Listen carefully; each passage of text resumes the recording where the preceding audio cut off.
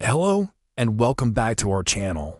Today, we're diving deep into some massive proposed changes to Ghana's constitution. The Constitution Review Committee has just handed over its final report to the president, and let me tell you, the recommendations are game changers that could reshape our political landscape for generations to come.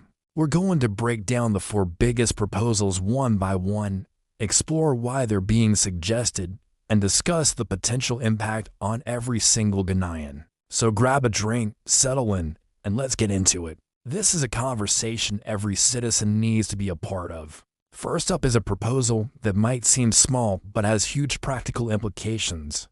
Moving our presidential elections from December 7th to a date in November. Why the change? The committee argues it's all about a smoother transition of power. Right now, after a December election, there's a mad dash to get everything sorted before the January 7th inauguration. That's just 1 month. 1 month for a departing government to pack up and a new government to prepare to take the reins. This tight timeline can lead to chaos, incomplete handovers, and a rocky start for the new administration.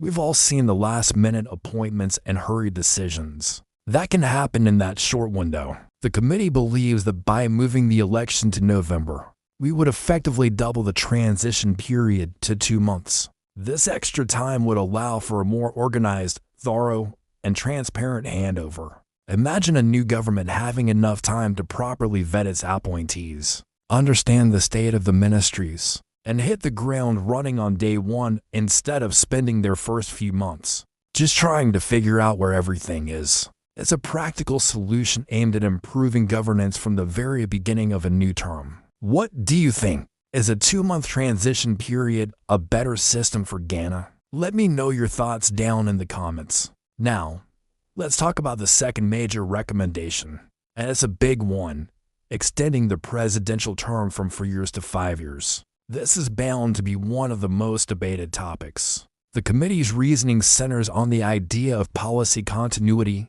and effective development. Their argument is that 4 years is simply not enough time for a government to implement its long-term vision.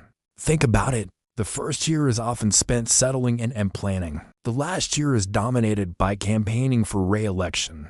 That really only leaves about 2 years in the middle to get major projects and policies off the ground and see them through. This short cycle can lead to a focus on short-term, visible projects that can be completed before the next election, rather than tackling the complex, long-term challenges that our country faces, like infrastructure development or educational reforms. By extending the term to 5 years, the argument goes, a president and their government would have a more realistic time frame to deliver on their promises and execute their development agenda. It would give them a bit more breathing room to govern, rather than constantly being in campaign mode. Of course, the counter-argument is that a longer term could make it harder to hold an underperforming government accountable. It means waiting an extra year to vote them out if they're not delivering. This proposal really strikes at the heart of the balance between stability and accountability. A 4-year term versus a 5-year term, which one do you believe serves Ghana's interests best?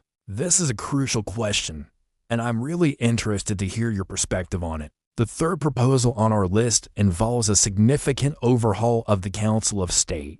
For many Ghanaians, the Council of State is a bit of an enigma. What does it actually do? It's meant to be a body of eminent citizens who advise the president, providing a nonpartisan, experienced voice of counsel. However, critics have long argued that it has become a rubber-stamp body, filled with party loyalists who rarely challenge the executive. The Constitution Review Committee seems to agree that it's not working as intended. Their recommendation is to reform the council's structure and function to align it more closely with its original purpose. While the full details of the proposed reforms aren't public yet, the goal is clear: to enhance its independence and strengthen its advisory role. This could mean changing how members are selected, perhaps reducing the number of presidential appointees and increasing the number of representatives from independent institutions. The aim is to create a council that can offer genuine, critical advice to the government, acting as a true check on executive power. A reformed Council of State could be a powerful tool for accountability, ensuring that decisions are made with the long-term interests of the nation at heart, not just short-term political gains. Imagine a council bold enough to publicly advise against a controversial policy, or to call for greater transparency. This could fundamentally change the dynamics of power at the top. This is about making our governance structures more robust and accountable. Finally, let's look at a proposal that could open the doors for a new generation of leaders. The committee has recommended reducing the minimum age for presidential candidates from 40 to 30 years old. The current age requirement of 40 has been in place since 1992. The committee describes this as unnecessarily restrictive in today's world. They argue that age is not necessarily a true measure of wisdom, capability, or leadership potential.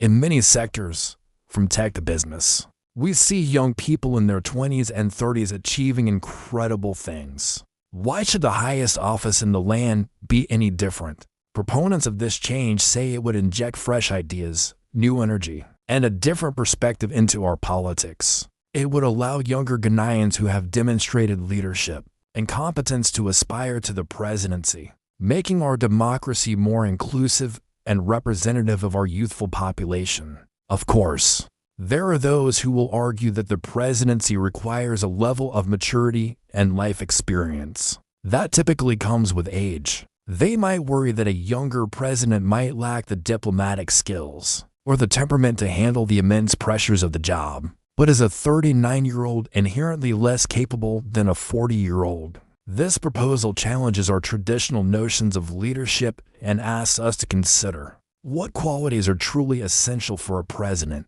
Would lowering the age limit invigorate our political system, or would it be a risky move?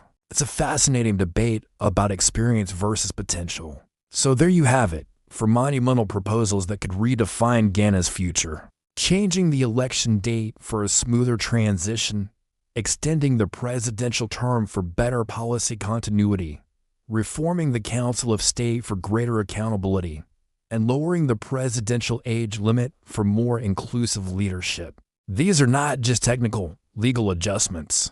They are fundamental questions about the kind of democracy we want to build. What happens next? These are just recommendations. They will need to go through a long process, including public debate, parliamentary approval, and possibly even a national referendum before they can become law. And that's where you come in. It is vital that we, the citizens of Ghana, engage in this conversation.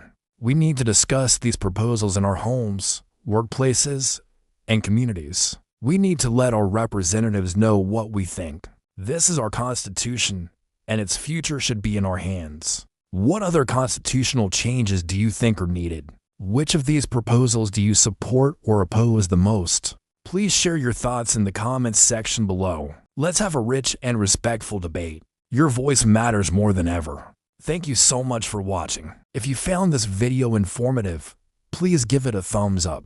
And don't forget to subscribe and hit the notification bell so you won't miss our future deep dives into the issues that shape our nation. Until next time, stay engaged and stay informed.